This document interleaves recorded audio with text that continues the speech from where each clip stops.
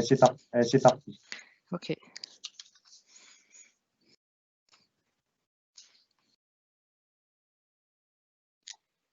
Bonjour à toutes et tous. Excusez-nous pour ce retard. Nous avons eu un problème de connexion, donc nous allons excuser Madame Kérard dans un premier temps. Elle va essayer de trouver une solution pour pouvoir se reconnecter et nous rejoindre pendant ce webinaire. Et peut-être que le mot d'introduction qu'elle devait faire au début, on lui donnera la parole un peu plus tard dans la présentation ou en fin de présentation. Dans ces cas-là, je vais directement donner la parole au docteur Ducrot qui a participé et qui animera ce webinaire en ma compagnie. Et donc, on avisera pour intégrer Madame Kérard dès qu'elle arrive à régler ce petit problème de connexion. Donc, Françoise, je te donne la parole, donc, puisqu'on est à une semaine, un peu plus d'une semaine après la réouverture des bars et restaurants et hôtels. Et donc, c'est l'occasion de faire un point sur la démarche de prévention. Eh bien, bonjour à tous. Je me présente donc Dr Françoise Ducrot, donc je suis médecin du travail et médecin coordonnateur du service de santé au travail de la région nantaise. Alors, je vous confirme que Madame Kérard est bien dans nos locaux. Et puis, j'avais l'occasion d'échanger moi longuement auparavant avec elle au moment de la préparation de la reprise d'activité de votre secteur. Et puis, l'idée de préparer ce webinaire est venue tout à fait spontanément. Alors le fil conducteur, eh bien, ça va être de promouvoir bien sûr la santé au travail, de donner du sens à tous les efforts que vous avez déjà faits pour appliquer le protocole sanitaire et surtout vous démontrer l'intérêt de poursuivre votre démarche de prévention qui sera utile pour pérenniser votre entreprise. Quelques mots, donc je commence en vous présentant notre association, le SSTRN, qui est une association donc de loi 1901 agréée par l'État, dont la finalité des missions est d'éviter toute altération de la santé des travailleurs du fait de leur travail, de conseiller les employeurs, les travailleurs et leurs représentants. En quelques chiffres, eh bien, nous suivons 280 000 salariés, dont près de 15 000 du secteur hôtel, café, restauration, soit un petit peu plus de 5%. Plus de 24 000 établissements, dont 2 330 de votre secteur, soit près de 10%. Et puis le SSTRN, c'est également plus de 300 salariés répartis sur 13 centres. Je vous rappelle le contexte que vous connaissez par cœur. Donc nous traversons une crise sanitaire qui est inédite et longue, qui a entraîné l'arrêt partiel de l'économie à partir du 17 mars, et puis l'activité a repris progressivement à partir du 11 mai, et puis celle des hôtels, cafés, restaurants, donc est possible depuis maintenant le 2 juin. Cette crise est aussi une prise de conscience collective du risque biologique, de l'importance de se protéger, de la santé et de la sécurité de soi-même, et puis bien sûr de celle des autres. Concernant la reprise d'activité, elle est possible si la sécurité et la santé des salariés sont respectées. Elle est également synonyme de changement des conditions de travail. Elle est conditionnée par l'application des consignes propres à votre activité. Et c'est pourquoi des documents ont été réfléchis, validés et portés à votre connaissance, notamment votre protocole sanitaire, dont les buts, je le rappelle, est de rassurer à la fois les salariés et les clients, mais aussi d'harmoniser les pratiques. Et nous faisons tous le constat que la santé au travail est un enjeu sociétal au cœur de l'actualité. Cette reprise d'activité a été l'occasion d'adapter votre organisation de travail. Et ce que vous avez dû faire avec vos équipes, eh bien, c'est d'identifier les postes pouvant être en télétravail, c'est redéfinir les flux, aménager les postes de travail, renforcer les règles d'hygiène et de nettoyage, définir les règles d'utilisation des locaux sociaux, définir les modalités de vérification et de contrôle de l'efficacité de l'organisation choisie. Et puis, vous avez également dû dire à vos équipes de rappeler bien sûr l'importance de respecter les gestes barrières et la distanciation pour limiter l'exposition au virus, qui est, je le rappelle, soit directe par inhalation de gouttelettes contaminées lors de contacts étroits avec d'autres personnes, soit indirecte par le contact des mains non lavées avec le visage après avoir touché des surfaces contaminées. Vous avez aussi informé les salariés de l'ensemble des mesures prises dans les locaux de l'entreprise en application des recommandations officielles. Enfin, pendant cette période cruciale, vous avez été efficace, je dirais super efficace, parce que vous avez réussi à mettre en place toutes ces mesures de prévention. Vous avez trouvé une organisation permettant la distanciation physique, vous avez renforcé les mesures d'hygiène, vous avez installé des protections collectives, Et puis, vous avez eu recours aux protections individuelles lorsque ces protections collectives ne suffisaient pas. Je pense aux masques, aux gants, aux visières peut-être. Alors bravo à tous et puis merci car nous pouvons retrouver le plaisir maintenant de partager des bons moments de détente dans vos établissements. Mais en disant cela, on s'aperçoit qu'une autre étape en fait commence et que celle-ci sera également primordiale puisqu'elle va être déterminante pour la pérennité de l'entreprise. Cela m'amène à recenser quelques questions qui ont dû vous traverser l'esprit. Comment maintenir ce même niveau d'efficacité sur le long terme? Comment motiver et fédérer les équipes dans ce contexte? Comment accompagner les équipes au quotidien? Comment optimiser tous ces efforts? Quelle reconnaissance? Et puis, est-ce que tout cela a un sens en fait? Eh bien oui, cela a du sens, mais plutôt que de vous dire « faites-le parce que c'est obligatoire », nous avons préféré, avec Madame Kérard, vous expliquer en quoi c'est utile. Alors dans cette optique, je vais d'abord m'appuyer sur l'étymologie du mot « crise », qui a été très utilisé depuis 3 mois et qui l'est encore. C'est un terme qui signifie, en latin, une manifestation violente. En grec ancien, ça signifie une décision. Et en fait, la crise correspond à un moment charnière où tout doit se décider. C'est le moment ou jamais. Et puis, en fait, on pourrait dire une opportunité, mais peut-être que ce mot risque de vous écorcher les oreilles. Alors peut-être plutôt un rebond pour avancer mieux ou autrement, mais il faut savoir la reconnaître, l'admettre et puis l'accepter. Une bonne crise, entre guillemets bien sûr, est celle qui est suivie d'un véritable changement, que ce soit au plus profond de nous ou bien dans notre vision des choses.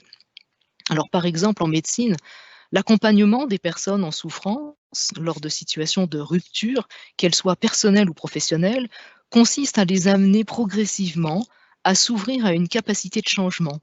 C'est cela qui permet de moins s'ouvrir en fait et d'aller de l'avant. Alors avec cette même approche issue de travail thérapeutique, Bertrand Piccard, que vous connaissez comme étant un explorateur, mais qui est aussi psychiatre, décrit qu'au fil des séances, le patient découvre que sa vie peut être perçue comme une aventure.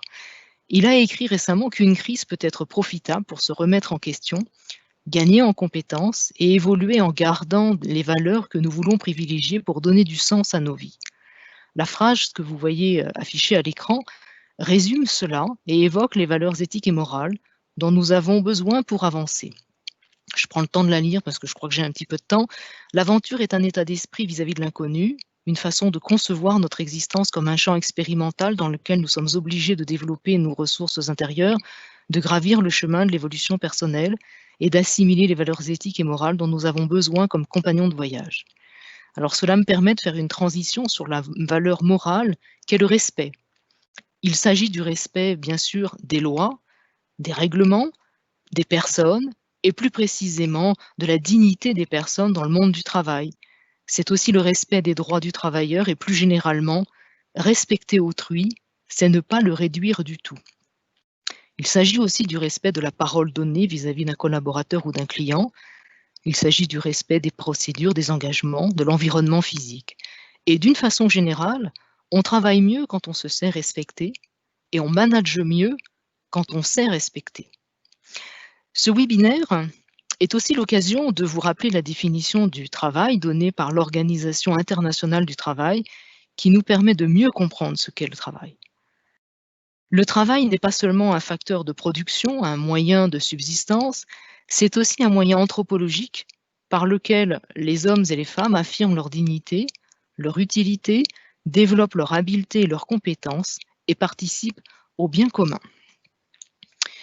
Et puis sur le terrain, le travail implique de prendre soin des relations sociales, puisqu'il se réalise au sein d'un collectif qui se définit par des règles, qu'elles soient techniques, éthiques, sociales ou langagières. La confiance aussi, qui se construit que si les règles sont respectées. C'est le ciment de la coopération. Et la coopération, eh bien, elle est un des éléments de la dynamique de production. Et enfin, la reconnaissance qui correspond à une rétribution morale. Et en cette période de crise sanitaire, tous ces mots-clés que je viens de citer vont être essentiels pour assurer la préservation de la santé des salariés et leur sécurité, qui est l'élément clé de la pérennité des entreprises. Alors, comment faire pour y arriver? Eh bien, la méthode, elle est connue, vous la connaissez peut-être un petit peu. C'est la démarche de prévention qui se traduit par les étapes suivantes. Définir parmi vos priorités la santé et la sécurité qui priment en cette période de crise.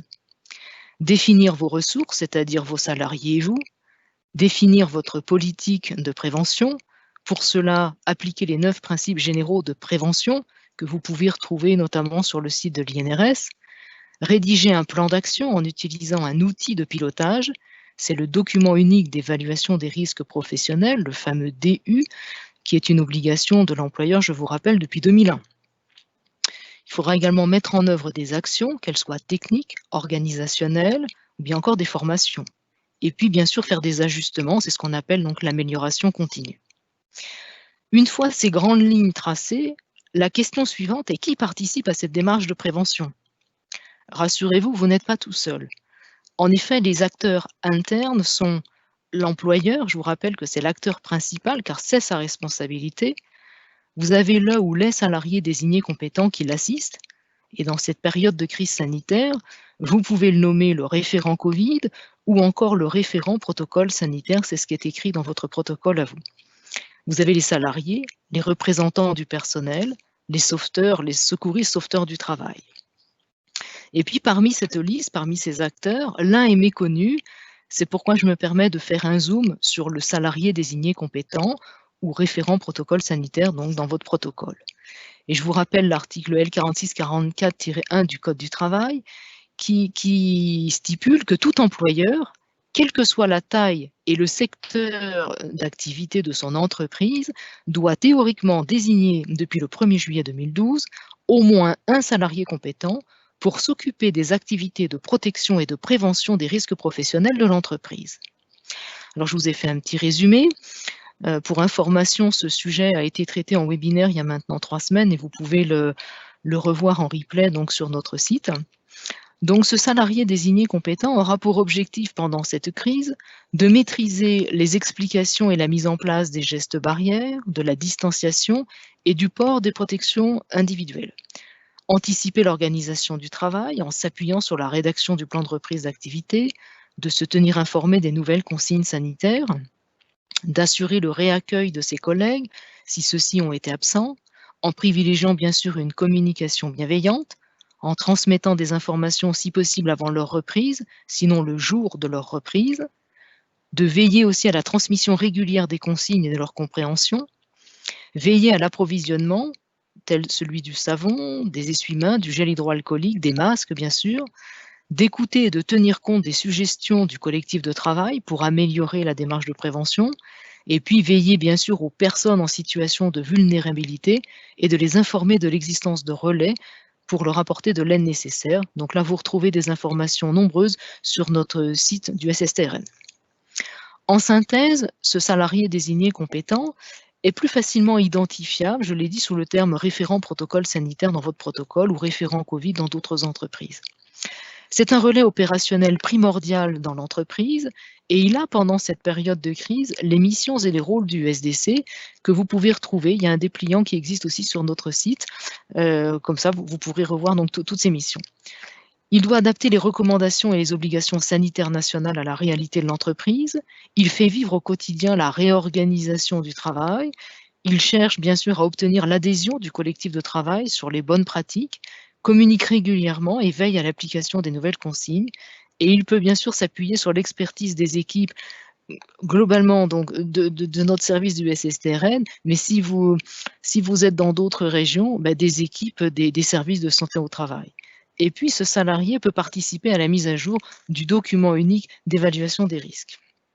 Alors, après cette longue parenthèse sur les acteurs internes de prévention, je reviens sur le fameux outil de pilotage qu'est le document unique d'évaluation des risques professionnels. Sa mise à jour, vous le savez, est obligatoire et l'article donc remonte, c'est celui de 2001. Alors pourquoi? Parce que le risque Covid est un nouveau risque, c'est un risque biologique qui est nouveau. Il entraîne également un changement des organisations de travail et il implique de porter de nouveaux équipements de protection.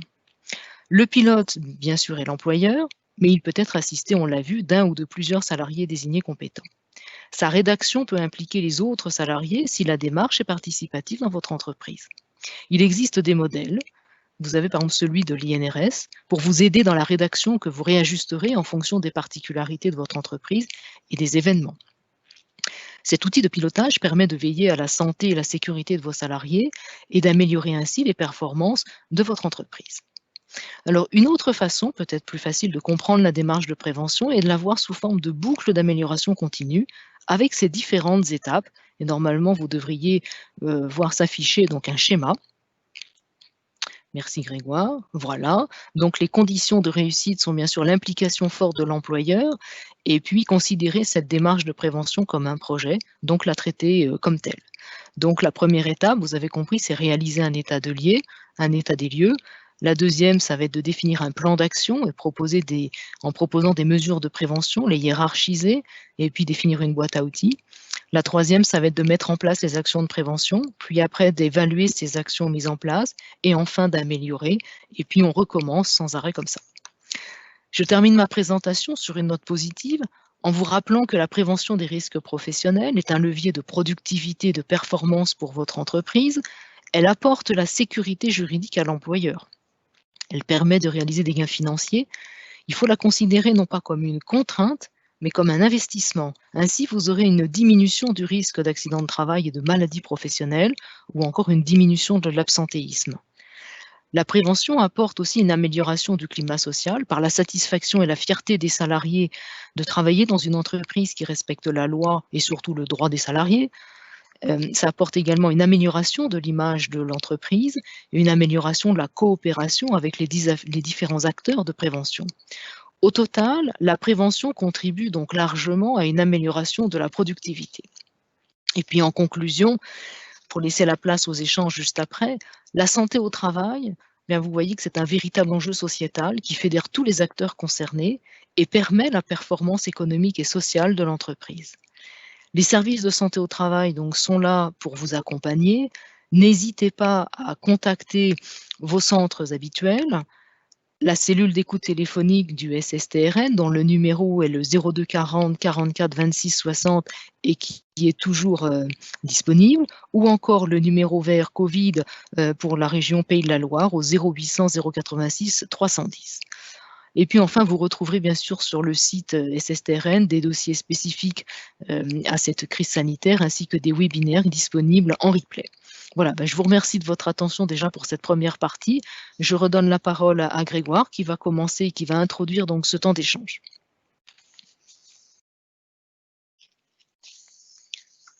Merci Françoise pour cette présentation. La bonne nouvelle, c'est que Mme Kirard a réussi à se connecter, donc a pu participer à cette présentation. En revanche, on n'a pas trouvé la solution technique pour qu'elle puisse participer de vive voix avec nous. Donc, on va voir si ça se résout d'ici là. En attendant, on a quelques questions qui ont été posées par les participants. Une première, Françoise, je vais te la proposer. C'est une concernant les protocoles de prise en charge des personnes présentant des symptômes. C'est vrai que c'est une question qui revient souvent. Donc, est-ce que tu pourrais peut-être apporter des précisions sur cet aspect-là? Alors l'idée, si vous avez, alors j'entends quand on dit les personnes, donc c'est vos salariés, hein, si un salarié présente des symptômes que d'abord il faut savoir les reconnaître. Maintenant, je pense que les informations ont été données. Vous avez comme symptômes la fièvre, la toux, les difficultés respiratoires, ou bien encore l'association de plusieurs symptômes. Ça peut être tout simplement des maux de tête, une perte de goût, de l'odorat, des courbatures, un mal de gorge ou alors une forme plus intestinale avec des diarrhées. D'accord ? L'idée, ça va être, une fois qu'on aura reconnu les symptômes, ça va être de protéger donc les individus et il faudra donc isoler cette personne susceptible d'être malade, en tout cas suspecte d'être malade, d'être isolée dans un local dédié, de lui faire porter un masque, qu'elle se nettoie les mains et puis la personne qui s'en approchera devra respecter une distance de 1 mètre. Celui qui va porter assistance à cette personne, en tout cas qui va la prendre en charge, se protégera donc en gardant cette distance d'au moins 1 mètre, se lavera également les mains, portera un masque, éventuellement un écran facial, des gants, une blouse jetable si vous en avez. Et puis, à la fin de son intervention, quand la personne aura été évacuée, il jettera tout son matériel dans une poubelle fermée. Alors cette personne qui porte assistante, c'est peut-être tout simplement le sauveteur secouriste du travail, peut-être le référent Covid ou encore le référent santé et sécurité au travail ou enfin votre référent protocole sanitaire. Et puis après, faut la prendre en charge et l'évacuer. Donc si la personne présente des symptômes de gravité, vous contactez évidemment le SAMU. Quand on parle de signes de gravité, c'est essentiellement des difficultés respiratoires. Et puis vous aidez le SAMU à bien arriver dans votre entreprise et puis à les accueillir dans votre établissement. Si la personne, au contraire, ne présente pas de signes de gravité, vous lui laissez la possibilité de contacter son médecin traitant et puis elle rentrera à son domicile en évitant les transports en commun. Après, il faudra nettoyer et désinfecter son poste de travail. Voilà, donc il faudra penser à aérer un petit peu les locaux, tout nettoyer. Et puis la personne qui prendra en charge la partie nettoyage, désinfection, pensera évidemment à se laver les mains, mettra pareil un masque, une surblouse qu'elle jettera après. Voilà. Et puis au niveau des autres salariés, des collègues, il faudra aussi les prévenir qu'il y a un cas possible d'infection pour qu'ils restent vigilants à l'apparition de symptômes dans les 15 jours qui suivent, donc les prévenir. Et puis l'employeur devra conserver peut-être la liste des personnes qui auront été au contact de cette personne et cela pourra être utile en fait en cas d'enquête menée par la CPAM, la Caisse primaire d'assurance maladie ou l'Agence régionale de santé. Voilà, donc c'est quelque chose que vous pouvez retrouver. Ce protocole a été mis en ligne récemment sur notre site, donc n'hésitez pas à aller le retrouver. Alors, je ne sais pas si Grégoire, tu peux faire une démonstration maintenant.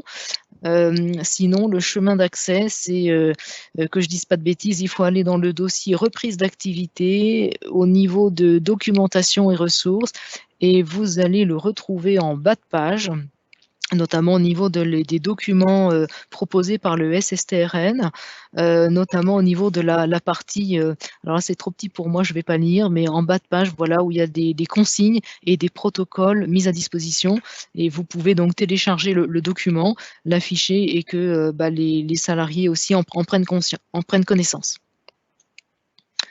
Donc voilà, il est sur cette page, c'est bien ça? Mais je ne vois pas très bien, moi, alors... Oui, apparemment, oui, on me le confirme, oui.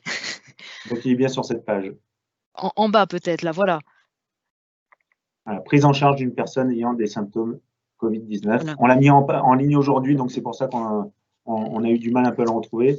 J'ai l'information, mais je ne suis pas encore allé voir directement sur le site pour être honnête, mais vous pouvez le télécharger. Le lien va être mis dans les questions-réponses, justement, pour que tout le monde puisse y avoir accès. Voilà, c'est fait, je crois. Voilà, c'est déjà fait, donc c'est parfait. Alors, j'en profite pour remercier Manon Digne, notre collègue du service communication, qui œuvre à nos côtés très discrètement, mais qui est très efficace. Merci Manon. Donc après cette petite phase de remerciement, une autre question concernant le référent sanitaire. Il y a un employeur qui demande si ça doit être obligatoirement un salarié ou une salariée et si cela peut-il être le gérant. Donc, tu compléteras Françoise, mais je pense que déjà, ce qu'on avait dit sur notre webinaire concernant le référent Covid, en effet, il n'y a pas de contre-indication, en tout cas, il n'y a pas de texte réglementaire qui précise que ça doit être absolument un salarié. Par contre, la finalité, c'est d'avoir un interlocuteur dans l'entreprise qui vienne en relais de l'employeur qui a déjà beaucoup de choses à gérer et qui puisse être identifié comme un interlocuteur privilégié. En tant que gérant, on a souvent beaucoup de choses à traiter et ça permet de dégager du temps aussi sur la phase opérationnelle et le suivi. Donc, on a plutôt tendance à conseiller que ce soit un salarié. Maintenant, bien évidemment, ça va dépendre de la taille de votre structure, de votre organisation. Donc, n'hésitez pas sur des conseils très, très opérationnels sur la mise en place de votre protocole à vous rapprocher de nos équipes santé-travail. On pourra vous orienter vraiment par rapport à votre organisation spécifique. Mais voilà, on conseille plutôt que ce ne soit pas le gérant et que ce soit un salarié. Maintenant, si vous êtes deux salariés, deux personnes qui travaillent dans la structure, c'est vous qui voyez dans votre organisation. Françoise, je ne sais pas si je me permets de compléter. La philosophie, je dirais, c'est de garder de favoriser le dialogue entre vous et vos salariés. Donc, de toute manière, vous serez au courant de ce qu'il écrira puisque le document unique est aussi de votre responsabilité. Vous devez le faire. Donc, bien entendu, vous devez en prendre connaissance.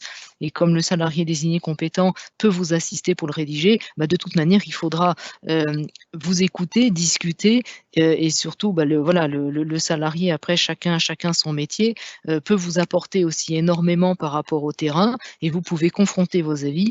L'idée, c'est vraiment de rester dans le dialogue, de faire participer tout le monde et comprendre que chacun est acteur de prévention.